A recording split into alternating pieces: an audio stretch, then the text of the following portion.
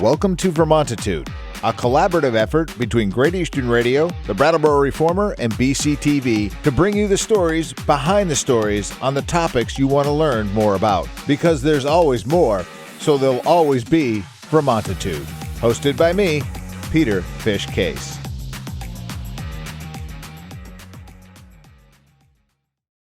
Welcome to Vermontitude. New episodes drop every Tuesday and can be found by going to vermontitude.com, reformer.com, or BCTV. We come to you from the studios of the Innovation Box on Flat Street. Vermontitude is done in collaboration with Great Eastern Radio, the Brattleboro Reformer, and BCTV. I'm Peter Fish Case, and each week I try to cover the topics that are areas of concern for Windham County and the towns that reside within its borders. This week we are talking Selectboard. I have to go on a 4-week hiatus from the show. So for the next 3 to 4 weeks, somebody else will be hosting the show. But I thought I would take the opportunity to invite some guests in. Starting with Jessica Gelter, who is running for a 1-year seat on the Brattleboro Select Board. Franz Reichsman, also running for the seat. And Spoon Agave, also running for the seat. We're just going to have a robust question and answer. Oh, and Spoon's reminding me that I, too, am running for a 1-year seat. Thank you, Spoon. So used to being the host. Anyway, so we're going to have a conversation today. We're going to open it up by asking why folks are running for the 1-year seat here on the Brattleboro Select Board. Now, I'm running simply through many of the issues that have come up over the past year or so. I want to be honest in saying that as the board sits right now, I think things have been handled very well. I think, as always, there's a messaging issue. I think that is the strength that I bring to a board should the town of Brattleboro choose to elect me as the 1-year representative for the open seat. I hope to tackle issues like security cameras in the transportation center. I want to better understand no-cause eviction. I want to be able to address the crime spree that we have been experiencing in our little borough here in Brattleboro, as well as other things that come up. But again, my strength is in being able to message and have conversation, and hopefully come to something where my constituency agrees with the decisions that are being made. That is one of the reasons I am running. Jess, why are you running again? You've been there for how many years now? I've been in my seat for 2 years. This would be me running for a 3rd year in the 1-year seat. And I'm running to continue work that I've been doing on the select board. There's like a lot in progress and a lot that I'm excited about working on, especially now that we have, I think, a really stable and great situation with the town manager's office, now with John Potter in the seat. So I'm really looking forward to actually taking action on some of the things that I ran on 2.5 years ago. Okay. All right. Franz? Thanks, Peter. Thanks for inviting us here today. And why am I running? Well, I think the issues that you named are same ones probably that all of us are concerned about. And I've been involved in town government in various ways, including finance committee. So I kind of get the budget, I think, and how important that is. But probably the number one reason relates to EMS, the ambulance service in town. That's an area where I have a lot of experience. I'm a retired emergency room doctor. And for 7 years, I was the director of emergency medical services in Cheshire County across the river there. So I have a lot of experience in how EMS works, how personnel are trained, what they do, supervising what they do, et cetera. And I think there's still a lot of work to be done in EMS in Brattleboro. Select board meeting tomorrow night is going to focus on that. It's going to be very interesting. And so both from the budget standpoint, but also patient care standpoint, there's going to be some very important decisions made over the next year. And I think, quite honestly, that I can help with that a lot. Okay. Spoon. I'm running because most of the people I'm talking to and my own thoughts, my own feelings are that there's an enormous concern about the future. And it's more than a concern. It's a fear. It's an anxiety. and it's such that we don't talk about it from that fear, because we feel, well, it's like anything else in life. It reflects us as human beings. When our fear becomes so great and we feel that there's going to be no way to resolve or deal with that without making changes. And as humans, we're afraid of real change. So we tend not to talk about the worst problem, the worst issue, the most pressing thing in our lives. Okay. I think I always joke around and I say that change is good right up until it happens. And I think you're speaking to that directly. So that is good. Franz. I have just raised my hand. I think we should also mention Sam Stevens, Yes. Who's the fifth candidate for the 2 one-year seats, who I guess couldn't be here today. Right. But just so that the viewers know, Sam's interested, running, quite an attractive candidate in a lot of ways, so people should remember him too. Okay. Yeah. Thank you for bringing him up. Just to clarify, because of the space constraints, we just decided to go with the 1-year candidates. Okay.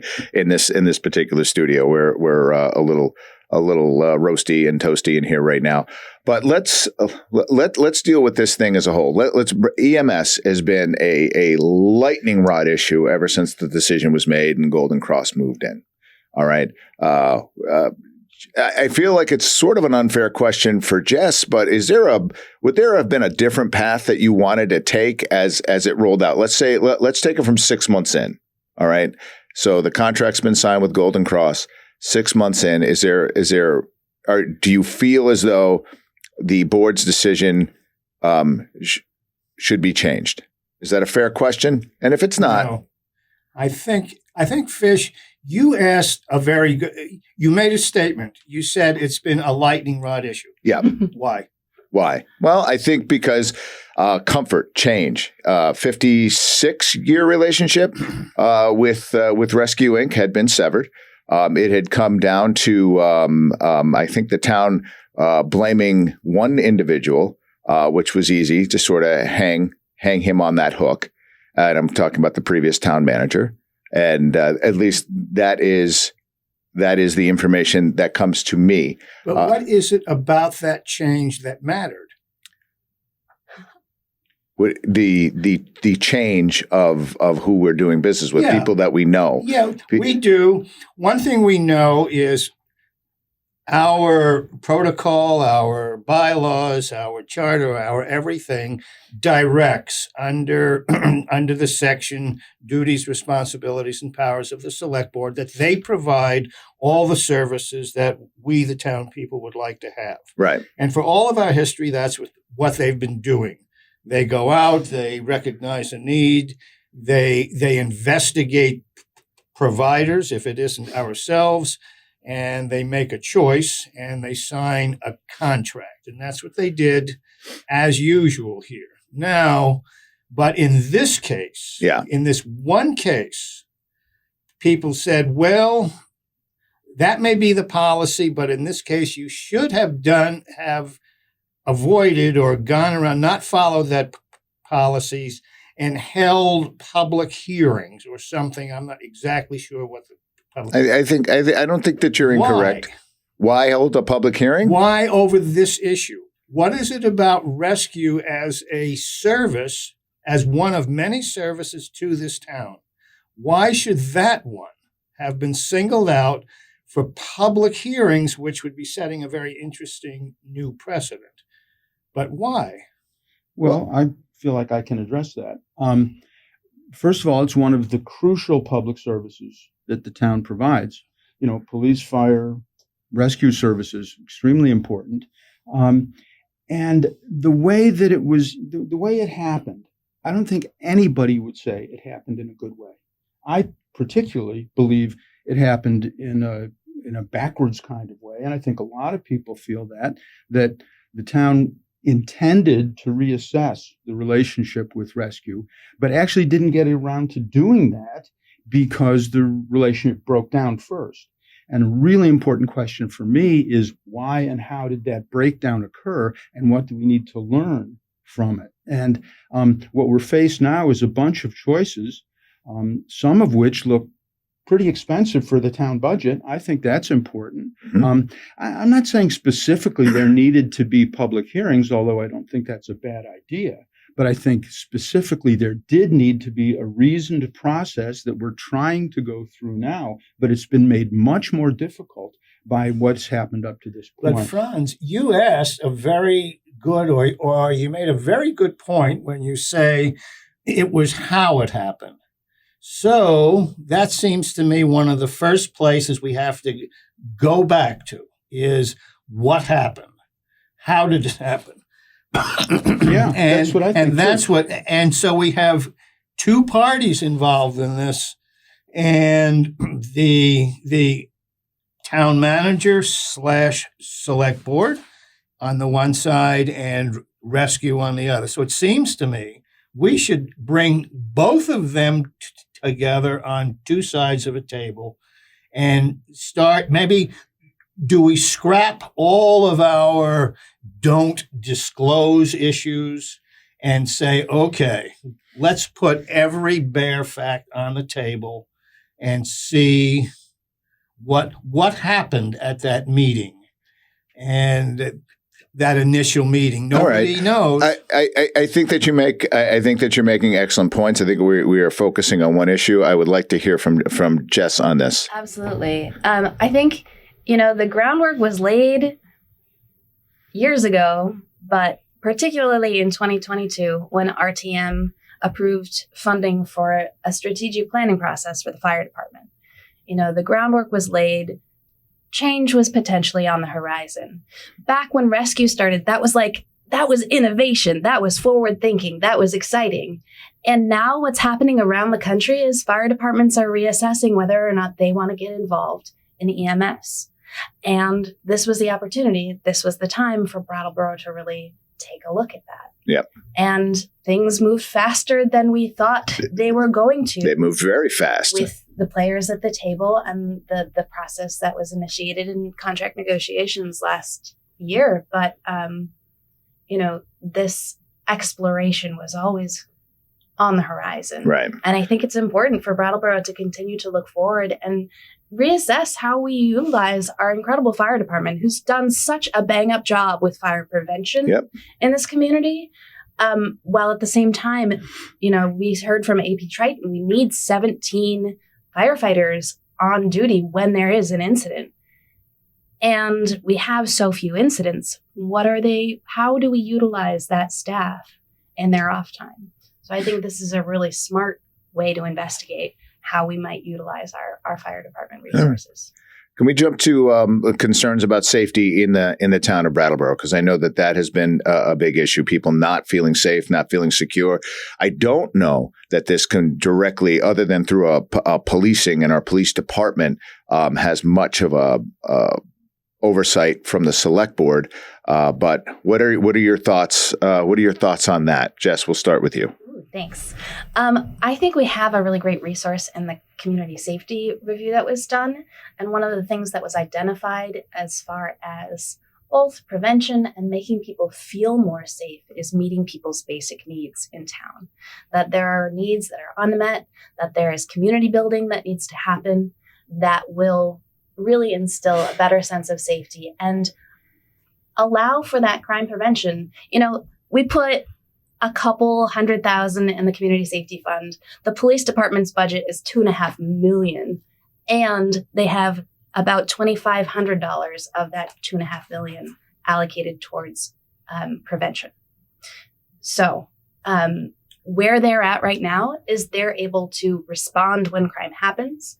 The staffing is such that it's really a responsive force rather than a preventative force right now. So I think we really need to look at using the community safety fund and using alternatives to meet basic needs and build community and do what we can around that. Okay. I also think we need to replace those cameras in the parking. Thank you. Yes, I couldn't agree with you more. I definitely agree with you more. Let me tell you where I am. I think committees and boards, I think they like to figure out the long-term solution, and that absolutely needs to happen.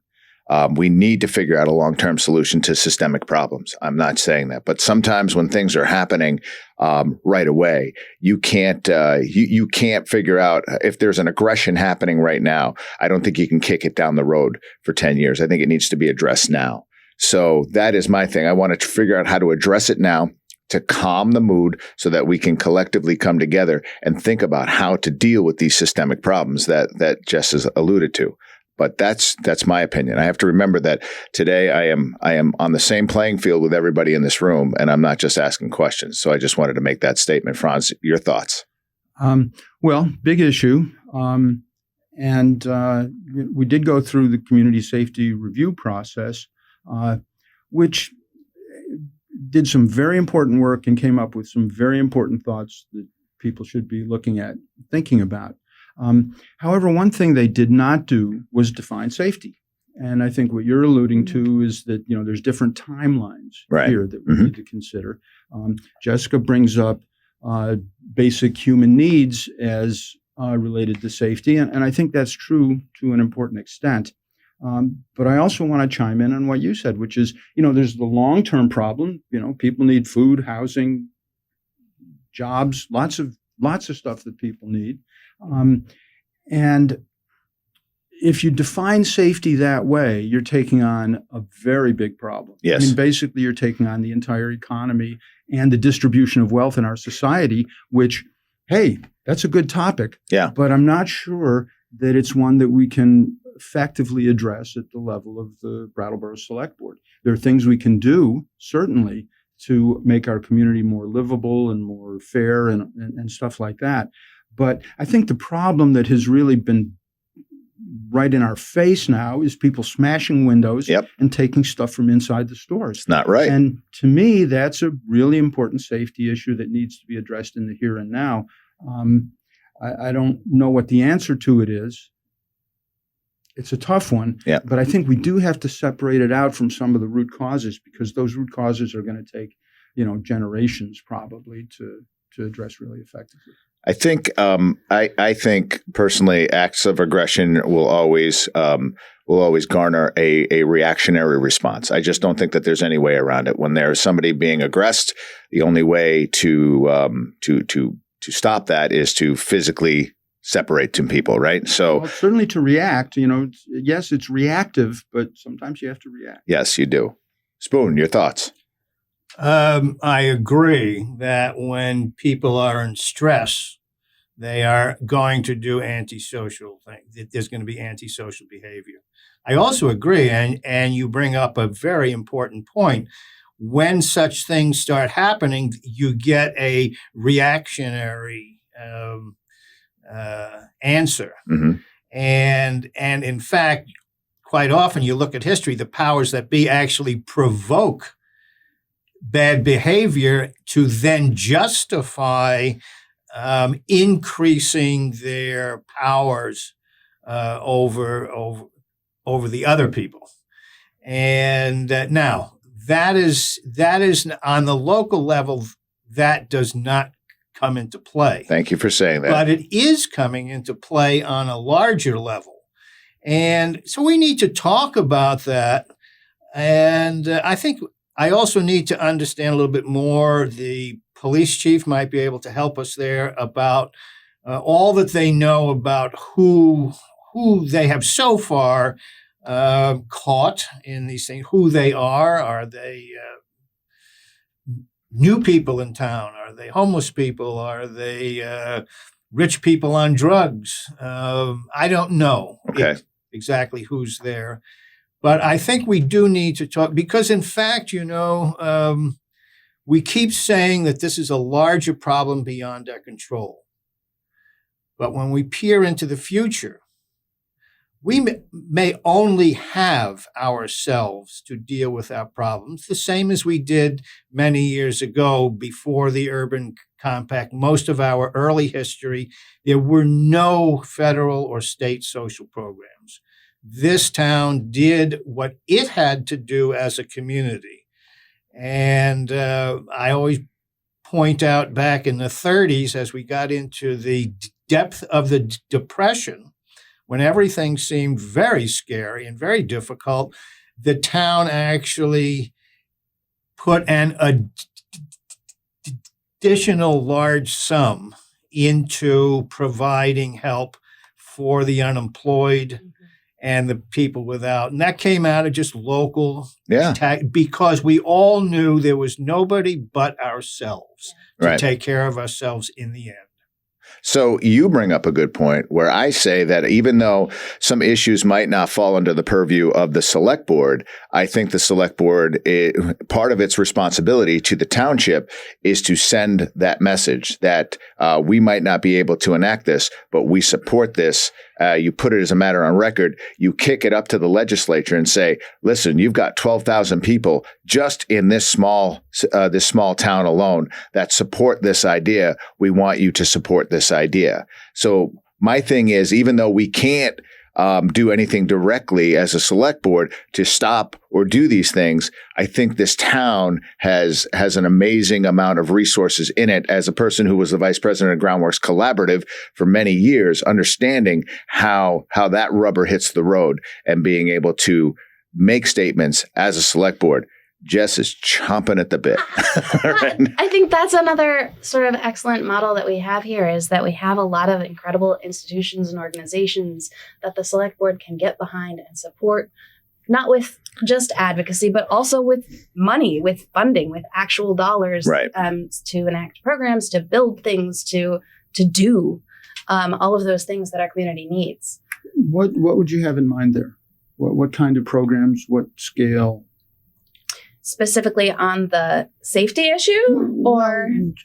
We're talking about trying to address really large issues. So, whatever you have in mind.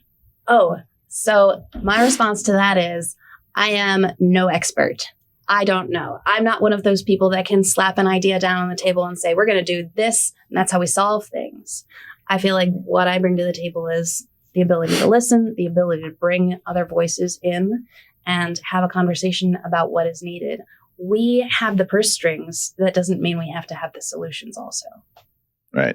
I am a person who believes that if there is a complaint, you should have a couple of different ways to solve that problem.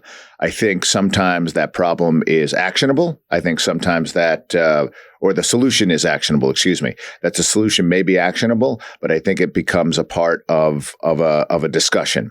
And I think sometimes that discussion includes some messaging. One of the things we opened up the show was that in order to get people to understand the certain issues, they have to be explained in very simple terms. Now, an example I like to use a lot is in the military. All these instruction manuals are written on a 3rd or 5th grade level. And that's for a myriad of different reasons. But the fact of the matter is, if the Jeep breaks in the middle of the desert, it doesn't matter where you are. You'll be able to open up the manual, understand it, and repair the Jeep. Very simplistic overview of that. But I think that we have to explain things in terms that people can consume and understand. We need we need to improve our processes for solving problems. I concur that if we find it, when people come to our town with problems and we immediately begin throwing out solutions, we immediately throw the whole thing into controversy and debate, because my solution, your solution, and we get nowhere because we got 100. I'm going to respectfully disagree, because I think it all starts with a conversation. It does. And sometimes that conversation starts with an idea, good, bad, or indifferent. If we're afforded the opportunity to respond to it like adults, and I think part of what you're pointing out is not everybody can respond to it as an adult. Right? You can take an idea and you can think to yourself, Franz could throw something out right now, and I could think he's crazy. But then I have a minute to digest it and think about it. And I was like, but it's not completely crazy. There is something. I don't think we do enough of that. What does it mean to respond to something as an adult? Meaning to absorb it and to think about it, not to be reactionary to it, to take it, to write it down, to break it down to its root. Some of the best ideas that I have come up with have been other people's ideas that started out as these horrible ideas that we have taken and we've sculpted them into something that we can act on and actually do. And that's the point in the process when everybody is saying, now is the time to begin brainstorming. Now is the time for all of us to start throwing out ideas. But before that, you have to do some information collecting so that everybody is working. Democracy is built on an informed public. Right. And more than anything else, we have to get all the information out. We have to be confident our information is accurate. And we have to agree that we're working with all the best information we have. Then we can begin to throw out possible answers and start to brainstorm. I'd like to sort of jump on that, and take it in a slightly different direction. Early this morning, I found myself awake, so I started going over the agenda for tomorrow's Select Board meeting and realized that there's all this stuff on the agenda that I don't know anything about. Right. And, I looked at the warrants and I said, warrants, what are those about? And there's this whole long thing, I guess, that Patrick Moreland's bringing up that has to do with agreeing to certain guidelines for grant funding. And it's like a 4 or 5 page document. There's a lot of stuff in there, and it's on the consent agenda. It's not even going to be discussed in detail unless somebody wants to. But what it made me realize was the amount of trust that is inherent in town government, that all this work has been done by the staff to bring this to the select board with the written documentation. For me, it raised as many questions as it answered, which is typical. But just that, you kind of have to go into this with the idea that you're going to trust the mechanisms that are in place. You're going to trust the people that we've hired. We have a brand new town manager, and there's a lot of relationship to be built there. What's the importance of that? I think it's that even on the select board, you've only got so much bandwidth. There's only so much you can absorb. Yes, you can do a lot of brainstorming, but you've got to go to people who know what they're talking about and trust that they have the best interests of the town. And that superbly segues back into what I was sort of suggesting. The rescue issue is really based, this big brouhaha, in a town that did not trust its leadership. I think the leadership breached the trust, is what happened. Well, all right, that's on the other both side sides, of the same coin. On both sides. I think rescue and the town both led to this impasse developing. And trying to unwind that, I've been told by people, we can't talk about that. And if you get on the select board, you're not going to be able to talk about that either. But I think there's a degree to which we can talk about it, at least in terms of what lessons have we learned going through the past. I think that's a really good thing. Listen, we're going to bring this in for a landing. So that's kind of where we are. That's it. Bring it in for a landing.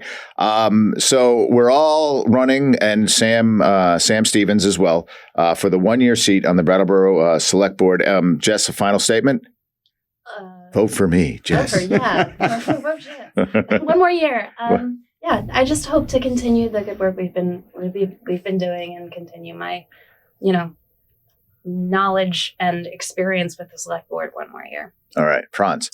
I don't know. Vote for me. I'm Franz. Vote. Yeah. Get out there and vote. Yep. I think it's one spoon. Sorry.